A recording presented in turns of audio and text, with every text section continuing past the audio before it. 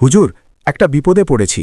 এই যে দেখুন, অমুক প্রার্থী বলছে সে অনেক টাকা দেবে, আবার অন্যজন বলছে সে আমার বড় ভাই হবে। কাকে বেছে নেব? কার বন্ধু হব? রাহাত, মনে রেখো, ভোট কোনো দান নয়, ভোট হলো একটি সাক্ষ্য।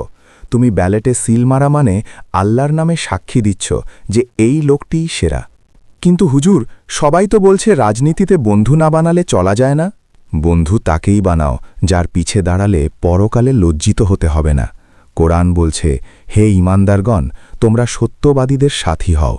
যে আজ তোমাকে টাকা দিয়ে কিনতে চাইছে, কাল সে তোমাকে বিক্রি করতেও দ্বিধা করবে না। কিছুক্ষণ চুপ থেকে, তার মানে যোগ্যতা আর সততা এই দুটোই কি আসল? একদম। টাকা আর ক্ষমতার বন্ধুত্ব সাময়িক, কিন্তু ইনসাফ আর আমানতদারিতার প্রভাব চিরস্থায়ী। ভুল মানুষকে ভোট দিয়ে তার অন্যায়ের ভাগিদার হইও না। মুচকি হেসে লিফলেটগুলো পকেটে রাখল। বুঝেছি হুজুর, আমি নেতার পকেট নয়, নেতার চরিত্র দেখে সিদ্ধান্ত নেব।